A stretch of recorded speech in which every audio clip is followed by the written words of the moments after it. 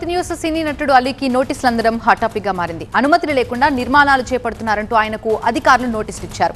వికారాబాద్ జిల్లా నవాబ్పేట్ మండలం ఎక్మామిడి గ్రామంలో అలీ భూమి కొనుగోలు చేసినట్టుగా ఫామ్ హౌస్ కట్టుకున్నట్టుగా తెలుస్తోంది. అయితే ఆ ఫామ్ హౌస్ కు అనుమతి లేకుండా నిర్మిస్తున్నారంటూ ఎక్మామిడి గ్రామ కార్యదర్శి శోభారాణి ఫిర్యాదు చేయడంతో అధికారులు అలీకి నోటీసులు ఇచ్చారు. కొద్ది సంవత్సరాల క్రితం అలీ ఎక్మామిడి గ్రామ పంచాయతీ పరిధిలో దాదాపు 14 ఎకరాల అగ్రికల్చర్ ల్యాండ్ కొనుగోలు చేశారు. ఆ భూమిలో అలీ వ్యవసాయం కూడా చేస్తున్నారు. స్థానిక కూలీల సాయంతో పంటలు పండ్ల తోటలు కూడా వేశారు. ఈ క్రమంలోనే అక్కడికి వెళ్తే ఉండటం కోసం ఫామ్ హౌస్ నిర్మించుకోవాలని నిర్ణయించుకున్నట్టుగా నిర్మాణాలు చేపడుతున్నట్టుగా తెలిసింది. అయితే గ్రామ పంచాయతీ నుంచి ఎలాంటి పర్మిషన్ తీసుకోకుండా ఇష్టానుసారం అలీ తన ఫామ్ హౌస్ లో నిర్మాణాలు చేపట్టారని స్థానికులు ఆరోపిస్తున్నారు. దీంతో అధికారులు తనిఖీలు చేసి నోటీసులు ఇచ్చినట్టుగా తెలుస్తోంది. అలీ నోటీసులపై ఎక్మామిడి మాజీ సర్పంచ్ స్పందించారు. తాను సర్పంచ్గా ఉన్నప్పుడు ఎప్పుడు ఫోన్ చేసినా అలీ స్పందించేవారు కాదన్నారు. చాలా నిర్లక్ష్యంగా వ్యవహరించేవారని విమర్శించారు. వెంకట్ గారు జిమ్ బిజినెస్ చేస్తూ నెలకి 5 లక్షలు సంపాదిస్తున్నారు. మీరు వారి నుండి ఈ బిజినెస్ గురించి నేర్చుకోవాలా? అయితే ఫ్రీడమ్ యాప్ ని డౌన్లోడ్ చేసుకోండి. అడగడం కోసం అని ఫోన్లు చేసిన గిట్టంగా ఫోన్లు అనేవి రెస్పాన్స్ ఇవ్వకపోవడం, కట్ చేయడం ఇటువంటి చాలాసార్లు మేము చేసి చూసాం.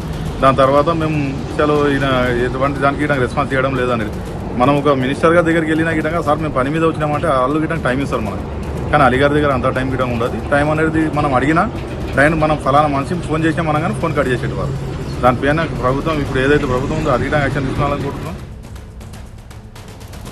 పూర్తి సమాచారం సీనియర్ కరెస్పాండెంట్ రంజిత్ అందిస్తారు. రంజిత్, ఇప్పటి వరకు అలీకి ఎన్నిసార్లు నోటీసులు ఇచ్చారు? మరి అలీ స్పందించే అవకాశం ఏమైనా ఉందా? ఒకవేళ ఆయన స్పందించకపోతే ఎలాంటి యాక్షన్ తీసుకోబోతున్నారు?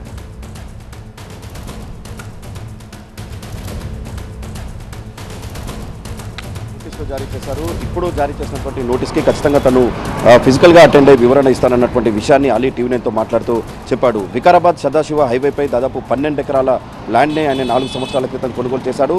అయితే అప్పటికే అక్కడ ఒక స్ట్రక్చర్ ఉంది, కానీ ఆ స్ట్రక్చర్ని కూల్చేసి ఇప్పుడు కొత్తగా రిసార్ట్ నిర్మిస్తున్నాడు. సో ఇదంతా కూడా ఒక కాంట్రాక్టర్కి అప్పచెప్పాడు. ఈ కాంట్రాక్టర్ ఈ అనుమతులకు సంబంధించిన విషయంలో పూర్తి బాధ్యత కాంట్రాక్టర్ తీసుకోవాల్సి ఉంటుంది.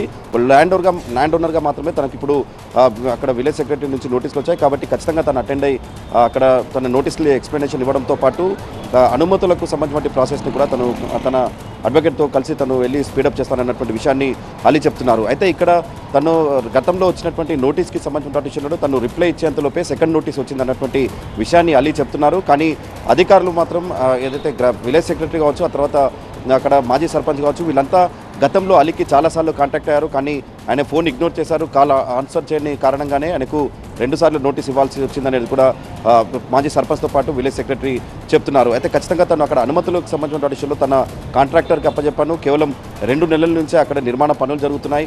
అదంతా కూడా ఇప్పుడు అక్కడ నిర్మాణ పనులకు సంబంధించిన విషయంలో కాంట్రాక్టర్ అక్కడ పర్మిషన్స్ అప్లై చేయాల్సి ఉంటుంది. కానీ ఇక్కడ ఒక కమ్యూనికేషన్ గ్యాప్తోనే ఇదంతా డిలే అయింది. కానీ కొంతమంది వ్యక్తులు తనకు కాల్ చేసినప్పుడు మాత్రం ఖచ్చితంగా తను అక్కడ పర్మిషన్స్కి సంబంధించిన విషయంలో ఎవరైతే కాంట్రాక్టర్ ఉన్నారో ఆ కాంట్రాక్టర్కు తను చెప్పి పర్మిషన్స్ తీసుకుంటానన్నటువంటి విషయాన్ని చెప్పాను. కానీ తనకు పదే ఫోన్స్ వస్తున్నటువంటి కారణంగానే తను బిజీలో ఉండడం కారణంగా వాటికి ఆన్సర్ చేయలేదన్నటువంటి విషయాన్ని అలీ చెప్తున్నారు. సో ఇప్పుడు ఖచ్చితంగా రేపు ఫిజికల్గా వెళ్ళి తను అక్కడ అనుమతులకు సంబంధించిన విషయంలో తను తీసుకుంటాను. ఆ తర్వాత విలేజ్ సెక్రటరీ ఏదైతే పర్సనల్గా అటెండ్ అయ్యి ఎక్స్ప్లెనేషన్ కోరాడో ఖచ్చితంగా ఎక్స్ప్లెనేషన్ కూడా ఇచ్చి అక్కడ ఏదైతే అనుమతులకు సంబంధించి కేవలం 8,000 రూపాయల సంబంధించిన ఫీజు చెల్లించాల్సి ఉంటుంది.